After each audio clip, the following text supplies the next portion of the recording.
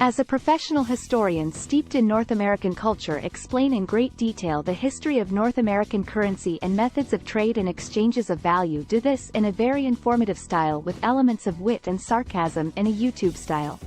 Welcome to the fascinating world of North American currency and the many interesting methods of trade and exchanges of value that have developed throughout its history. I'll do my best to keep you entertained with my witty and sarcastic commentary, so buckle up and let's dive in. The history of North American currency dates back to the days of the colonial period, when the first settlers arrived on these shores and had to figure out how to trade goods and services. They quickly realized that bartering was a pain in the butt, and so they started using various forms of currency, such as shells, beads, and animal pelts. But it wasn't until the United States was established as a country in 1776 that we really started to get serious about our currency. The first official currency of the United States was the Continental, which was introduced during the American Revolution. Unfortunately, the Continental was about as worthless as a broken pencil, and people started using the phrase, "not worth a Continental," to describe anything that was completely useless. Thankfully, we eventually got our act together and established a more stable currency system.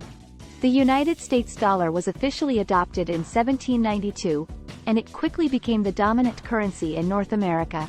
Of course, the methods of trade and exchange have evolved over time. In the early days, people would simply exchange goods and services for currency. But as technology advanced, we started using things like credit cards and electronic transfers to make our transactions.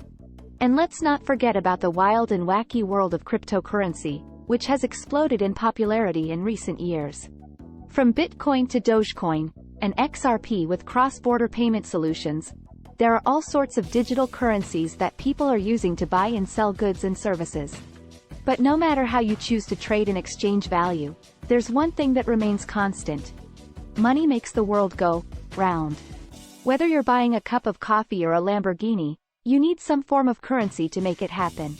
Now to continue with much more detail in Native American, Canada and Mexico. I see you want even more detail about North American currency and the fascinating methods of trade and exchange that have developed over time. Well, hold on to your hats, folks, because I've got plenty more to share with you. Let's start with the Native Americans, who had their own forms of currency long before the arrival of European settlers. Many tribes used wampum, which were small beads made from shells, to trade goods and services. Wampum had different values depending on the color and quality of the beads, and it was a highly prized currency among many tribes. As for Canada, it has its own unique currency system separate from the United States. The Canadian dollar was officially adopted in 1858, and it has gone through its own evolution over time. The Canadian dollar is sometimes called the loonie, because of the image of a loon on the $1 coin, and it has a rich history and culture all its own. And let's not forget about our neighbors to the south in Mexico. The Mexican peso has been around since the days of the Spanish conquistadors, and it has a long and fascinating history. The peso was originally made from silver, and it was highly prized as a currency across the Americas. Throughout North America, there have been many different methods of trade and exchange over the years. From bartering and trading goods and services to using various forms of currency, people have always found ways to get what they need and want. Today, we have a wide range of options for conducting transactions, from cash and credit cards to digital currencies like Bitcoin and Ethereum.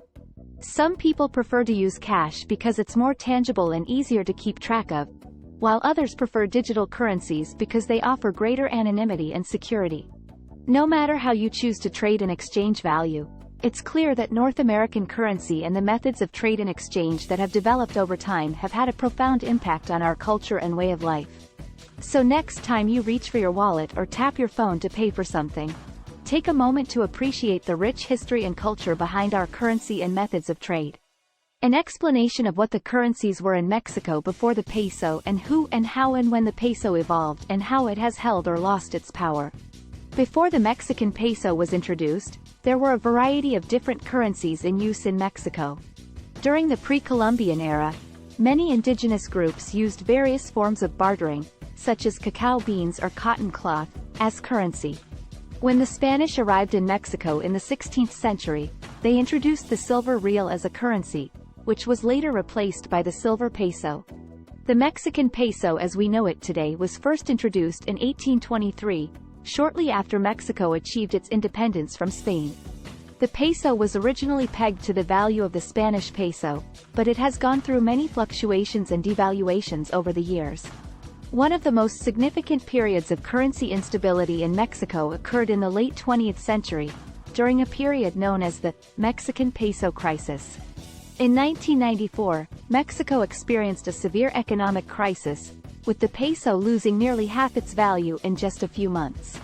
This led to widespread financial instability and caused significant economic hardship for many Mexicans. Since then, the Mexican government has taken steps to stabilize the peso and reduce inflation, including implementing fiscal and monetary policies to control the money supply and stabilize the exchange rate. Today, the Mexican peso is generally considered to be a stable and reliable currency, and it is widely used both within Mexico and internationally.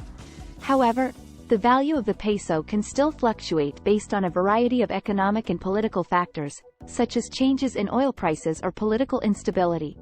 Despite these challenges, the Mexican peso remains an important currency in the global economy and a symbol of Mexico's rich history and culture. We will now continue. Over the years, the Mexican peso has evolved and changed in response to various economic and political factors. In the 19th century, the peso was tied to the value of silver, which helped to stabilize the currency and make it a reliable form of payment. However, the use of silver as a backing for currency began to decline in the 20th century, as countries shifted to fiat currency systems that were not tied to the value of any particular commodity. Today, the Mexican peso is a fiat currency, which means that its value is determined by supply and demand in the market, rather than by the value of any particular commodity. The Bank of Mexico is responsible for overseeing the country's monetary policy and ensuring the stability of the peso. Despite its relative stability in recent years, the Mexican peso has experienced some periods of volatility and devaluation over time. One example is the aforementioned Mexican peso crisis in 1994, which was sparked by a combination of factors including high inflation, political instability, and capital flight. The crisis led to a significant devaluation of the peso and had major economic and social consequences for Mexico. Since then, the Mexican government has taken steps to strengthen the country's economy and improve the stability of the peso. This has included implementing fiscal and monetary policies to control inflation, promoting foreign investment, and maintaining close ties with international partners such as the United States. Overall, the Mexican peso has played a significant role in the country's history and economy, and it remains an important currency in the global marketplace. While it has faced its share of challenges over time, the peso has evolved and adapted to changing circumstances and continues to be a symbol of Mexico's rich cultural heritage and economic potential. Explanation of Canada's dollar history of what they used before, when and why it was created and how it has held its purchasing power. Canada's currency history is a fascinating tale of adaptation, innovation, and resilience. Before the creation of the Canadian dollar, many different types of currency were used in Canada, including British pounds, American dollars, Spanish dollars, and various types of colonial currency issued by individual provinces. The need for a unified Canadian currency was first recognized in the mid-19th century, when Canada was still a collection of British colonies. In 1858, the Canadian legislature passed the Currency Act, which established a common system of currency for the entire country and created the Canadian pound as a unit of account. However, the Canadian pound was not a physical currency and was instead used primarily for accounting purposes. It was not until 1871 that the first Canadian coins were minted, followed by paper currency in 1875. The Canadian dollar as we know it today was introduced in 1935, as part of an effort to modernize Canada's currency system and establish a more distinct national identity. The new currency was backed by gold and was designed with distinct features such as a portrait of King George VI, the reigning monarch at the time. Since then, the Canadian dollar has gone through many changes and fluctuations in value, in response to a variety of economic and political factors. For much of the mid-20th century, the Canadian dollar was closely tied to the value of the US dollar, which helped to stabilize its purchasing power and make it a reliable currency for international trade. However, in the 1970s and 1980s, the Canadian dollar experienced significant fluctuations in value, as a result of factors such as high inflation, changes in international trade patterns, and fluctuations in commodity prices. During this period, the Canadian government took steps to stabilize the currency and control inflation, including implementing tighter monetary policies and introducing a floating exchange rate system in 1970. Today, the Canadian dollar is widely recognized as a stable and reliable currency, with a strong purchasing power both within Canada and internationally.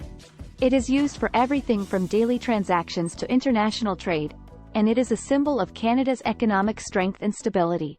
Despite the challenges it has faced over the years, the Canadian dollar remains an important part of Canada's history and identity, and it continues to be an important currency in the global marketplace. So there you have it, folks, a brief and, hopefully, entertaining history of North American currency and the many methods of trade and exchange that we've developed over the years.